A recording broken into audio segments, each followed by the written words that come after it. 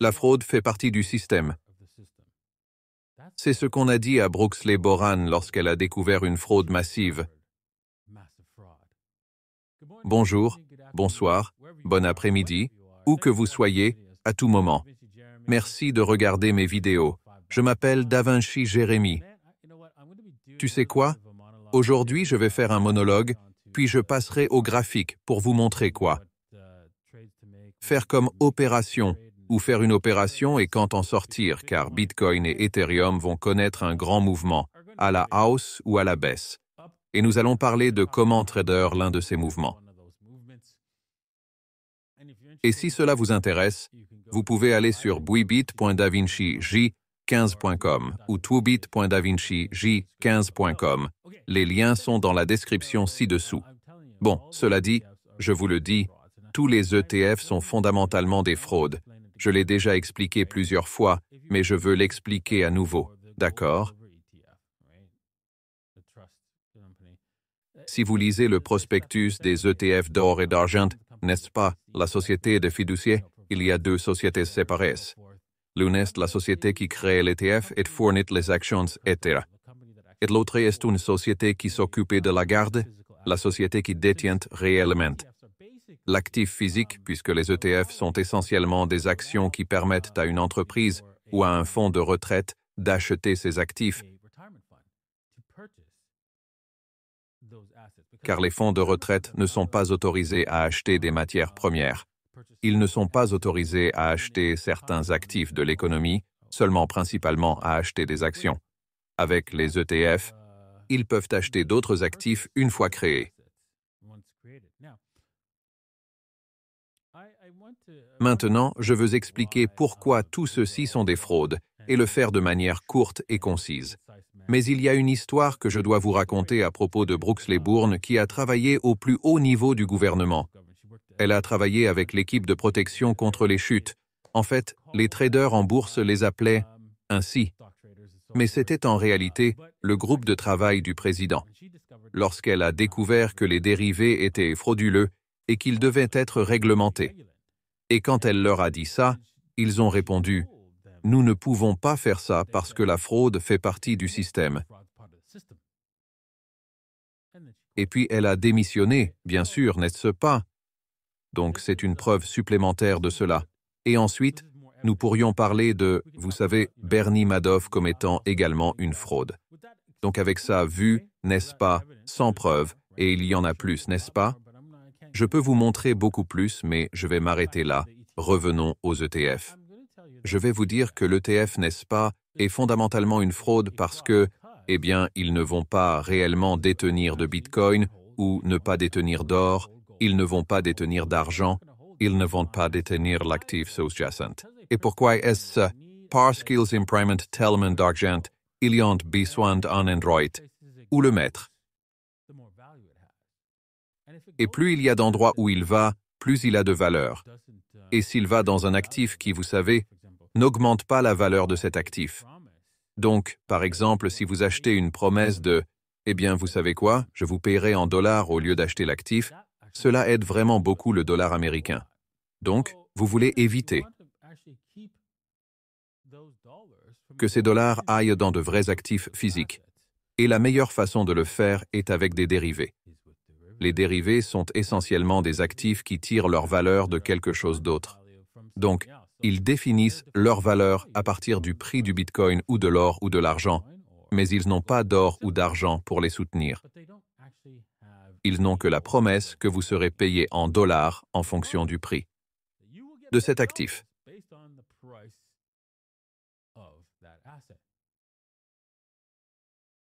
Ainsi, vous ne participez pas, vous n'augmentez pas la valeur de l'actif sous-jacent. Vous obtenez seulement des dollars en résultat. Maintenant, la plupart d'entre vous qui sont complètement insensibles au fait que les dollars ne sont pas une valeur réelle diront « D'accord, ça ne me dérange pas, je dois payer mes impôts, je dois payer mes factures avec ces dollars. Donc ça ne me dérange pas. D'accord. Oui, vous pouvez l'utiliser dans ce sens. Cependant, vous participez à la fraude, et en plus, une fois que tout cela s'effondrera, vous n'aurez rien. Personne ne vous vendra du Bitcoin au prix qui va. s'afficher à l'écran, n'est-ce pas? Ils vont dire, eh bien, vous savez quoi? Maintenant, Bitcoin est à, vous savez, 100 000 $ ou 200 000 $, quel que soit le chiffre. Et puis, vous obtenez des dollars. Disons que par hasard, vous obtenez des dollars de votre ETF, votre quoi que ce soit. Lorsque vous irez sur le marché réel, ce sera un prix différent, n'est-ce pas? Parce que les gens seront conscients de ce qui se passe lorsque tout cela s'effondre. Alors préparez-vous à cela. C'est tout le point.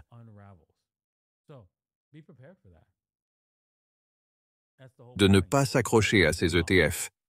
Parce que lorsque cela s'effondre, lorsque cette vérité arrive, lorsque cela vous frappe, lorsque c'est là, c'est fini. C'est la fin du jeu. D'accord. Bien. Maintenant, nous allons faire une analyse de graphique. Nous allons regarder le graphique de Bitcoin et voir ce que nous pouvons voir. Vous pouvez voir, bien sûr, que Bitcoin veut clairement décoller, mais encore une fois, je considère toujours Bitcoin comme manipulé. Et nous avons parlé de, si vous avez regardé le show de la Lune, cela pourrait être un motif de diamant et un motif de diamant est baissier, et nous pourrions finir tout en bas à 31 000, très rapidement.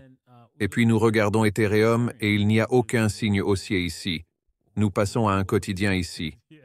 Il n'y a rien ici, mec. Nous sommes en territoire effrayant, car c'est clairement une situation baissière. La seule chose haussière que nous pouvons dire, c'est que nous sommes au-dessus du ruban EMA. Alors, que faites-vous?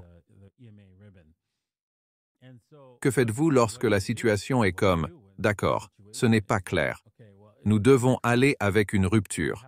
Nous devons aller avec une rupture de la structure des prix. » Et je dirais que si nous rompons, je sais que nous l'avons déjà fait, mais la prochaine rupture à ce stade, le niveau de 38 400 $ est une rupture vers un possible 41 000 $. Je dirais, je n'irai pas au-delà de cela. Si vous voulez vous y accrocher, c'est bien. Vous pouvez maintenir l'opération. Mais je pense vraiment qu'au-delà de ce niveau, disons que c'est vraiment un petit problème technique là, mais, nous sommes de retour.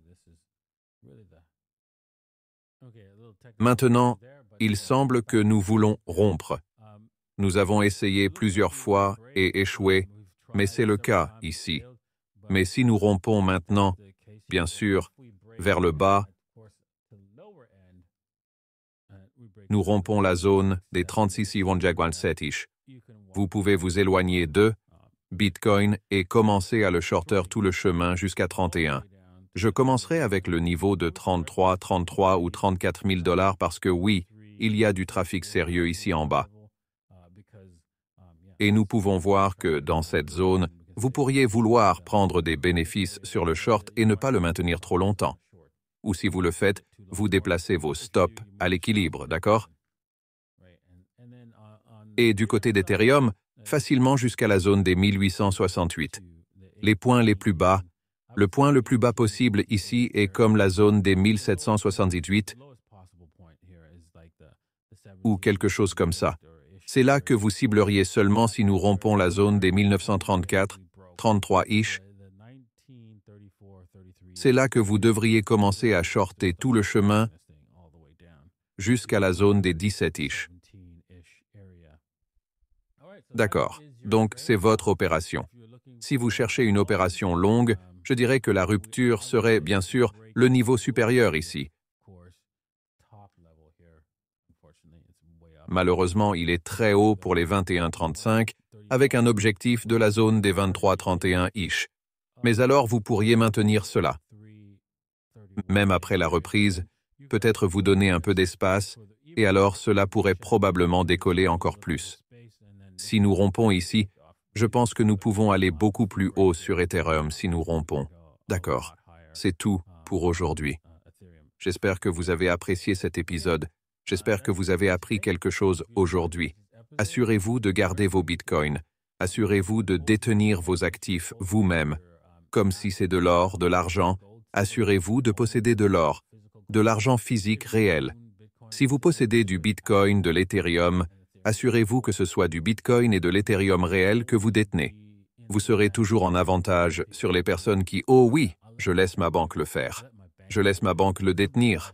Je laisse quelqu'un d'autre le détenir. » Vous aurez un avantage massif. Je le prends.